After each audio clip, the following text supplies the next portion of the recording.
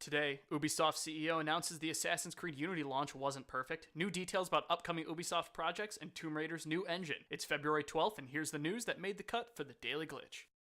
A whole slew of news came out of Ubisoft today as CEO Yves Guillemot led his company's earnings and sales report for investors this morning. Since the list is quite long, I have condensed all the small juicy facts down into this handy guide. Here we go.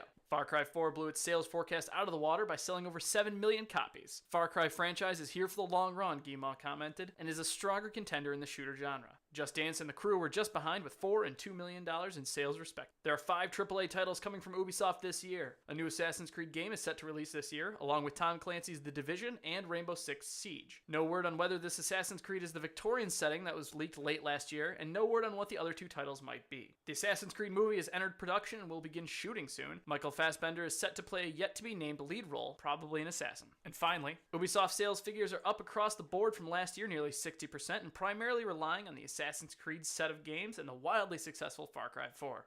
Outside of that list, there was a bit more focus placed on Assassin's Creed this time around, with Guillemot commenting directly on the shaky launch of the title, stating that there was a, quote, few things not perfect. Perfect might not be remotely the closest word to the reality, but Guillemot focused primarily on the issue that the team had to totally redo the engine to be utilized in the next generation of consoles. However, Guillemot also stated that next fiscal year we will launch a new Assassin's Creed game based on the same technology and engine that powers Assassin's Creed Unity. We are very confident that the experience earned and lessons learned on Unity, along with customer feedback, will help us take Assassin's Creed to the next level. Despite the lesser promotion of Assassin's Creed Rogue and the launch issues with Unity, the 2 titles combined for over 10 million copies shipped.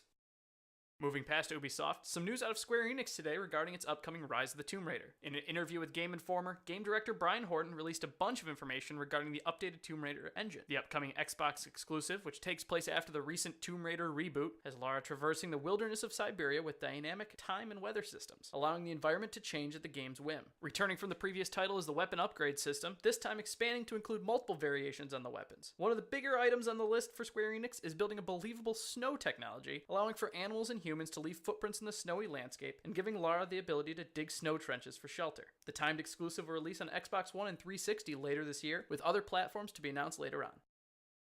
Last up for today, disappointing numbers out of Sega this week as they revealed in their quarterly earnings report that the Sonic Boom franchise was a massive flop and was the worst selling Sonic game of all time, selling less than 500,000 units. That's right, the Wii U and 3DS Sonic titles sold worse than Shadow the Hedgehog, Sonic Unleashed, and even Sonic Lost World, who all surpassed the 800,000 unit mark. Sega is now in the middle of restructuring its business, targeting PC and mobile games rather than console, and taking a step into the world of casino game production.